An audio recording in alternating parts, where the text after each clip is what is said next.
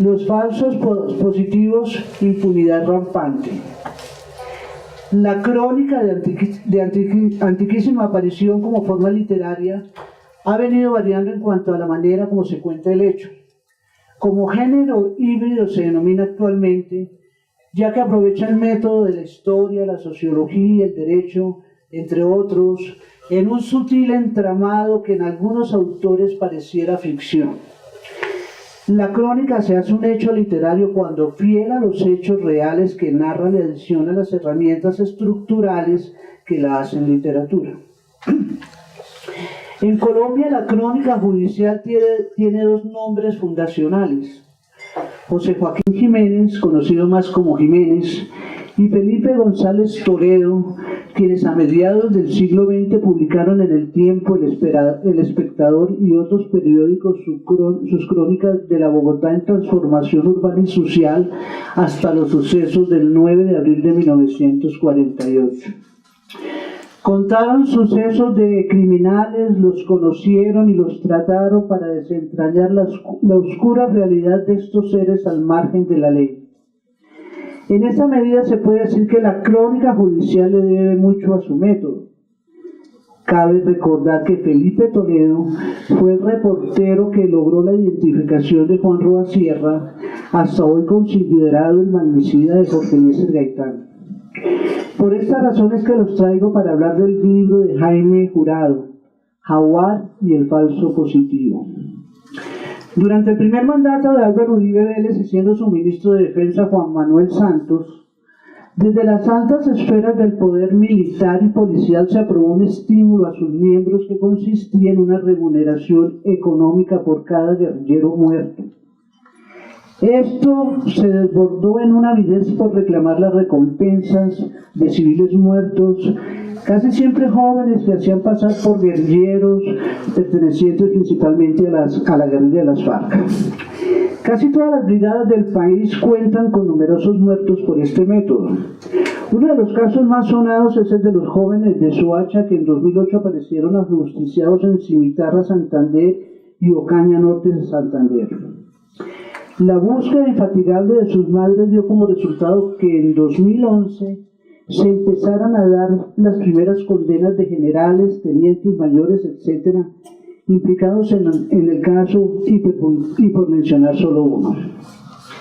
Jaime Jurado es abogado, colaborador del colectivo de abogados José Alvear Restrepo, ONG de Derechos Humanos, quien el sábado 17 de septiembre de 2016 realizó en Cabrera, Cundinamarca, el acto de reconocimiento y de solicitud de perdón para dar cumplimiento a sentencia dictada por el Tribunal Administrativo de Cundinamarca, el proceso que declaró como responsable a la Nación, al Ministerio de Defensa, al Ejército Nacional, por el asesinato de Elvir Antonio Torres y el intento de asesinato de su primo Freddy Torres, ocurrido 10 años atrás.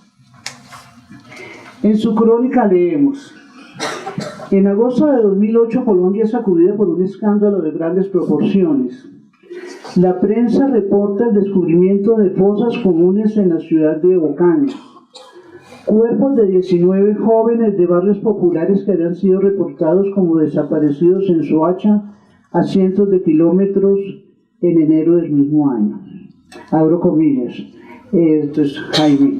El fenómeno de orquestación o performance, incrementados ostensiblemente desde la llegada al poder del presidente Álvaro Uribe Vélez en 2002, alcanzó su pico más alto a partir de la directiva del Ministerio de Defensa proferida en 2005, que establecía un sofisticado sistema de recompensas para civiles y permisos y condecoraciones a militares por las bajas en el campo enemigo.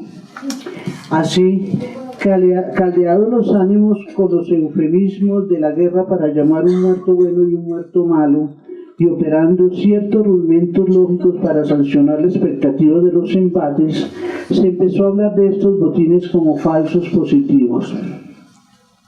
Cierro comillas. En Jaguar y el falso positivo, hace un recuento secuencial de lo que finalmente terminaría en un falso positivo ocurrido entre el 16 y el 17 de septiembre de 2006.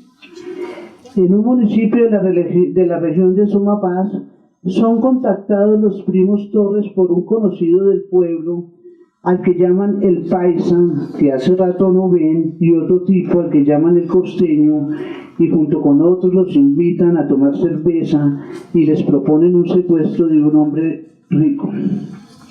Al principio están recelosos, pero con las continuas invitaciones a seguir la tomata los invitan a Fusagasugá, y cerca de Cabrera el auto en que viajan es contactado por otro que los esperaba, y todos lo abordan mientras a los primos Torres los aturden con trago hasta que pierden la conciencia, sin darse cuenta que el paisa se ha bajado y ha hecho una llamada a su superior militar, el coronel Luis Fernando Borja Aristizábal, donde le dice que el operativo va bien y a punto de culminar.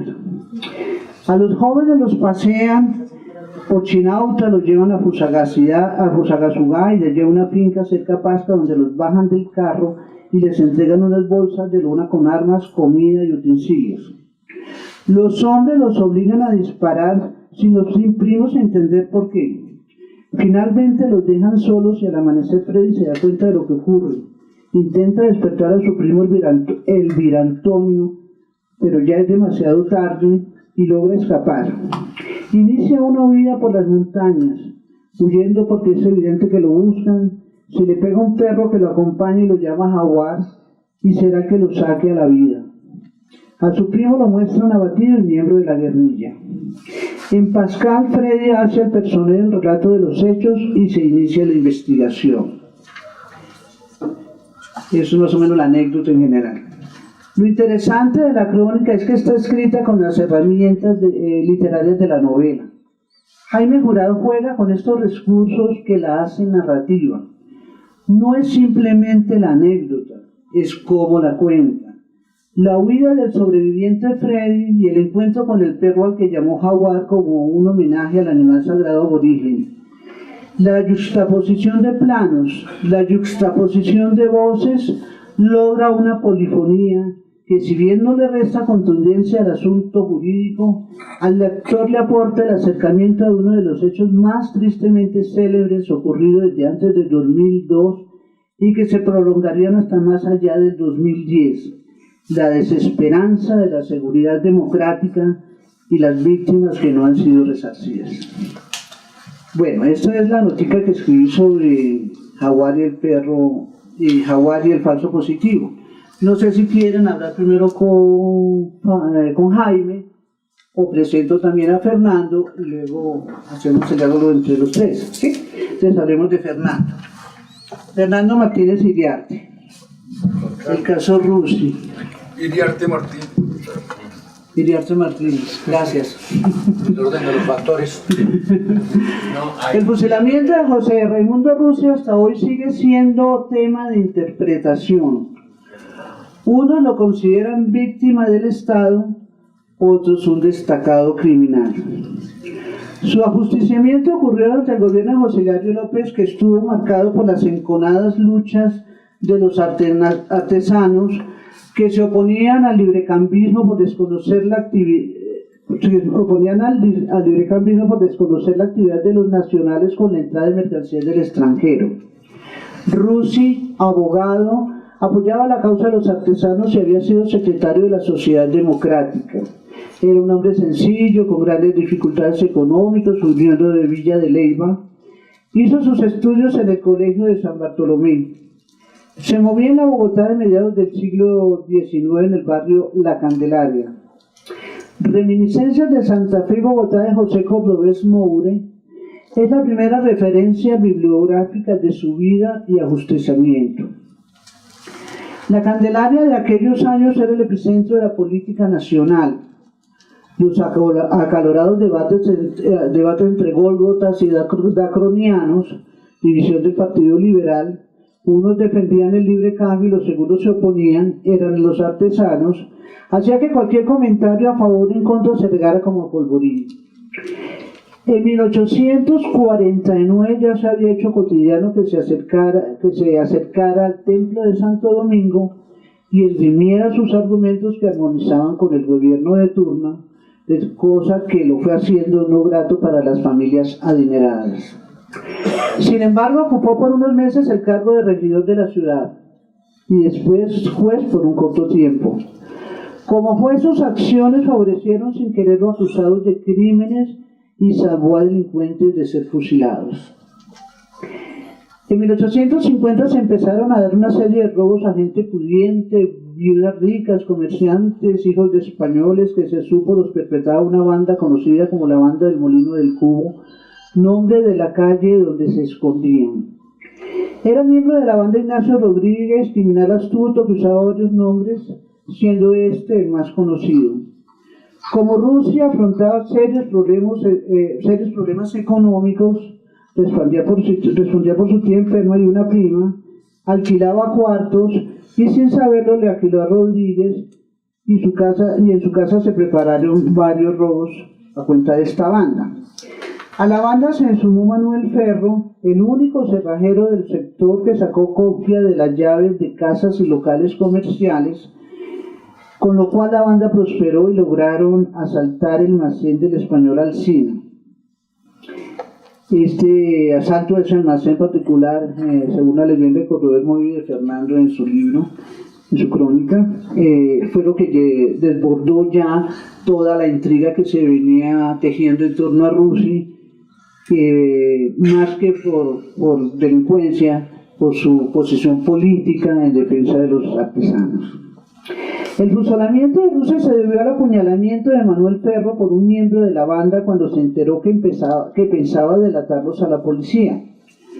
Ferro cayó herido frente a la casa de Rusia, que no lo auxilió, y lo acusaron del crimen contra Ignacio Rodríguez y otros 3 de la banda.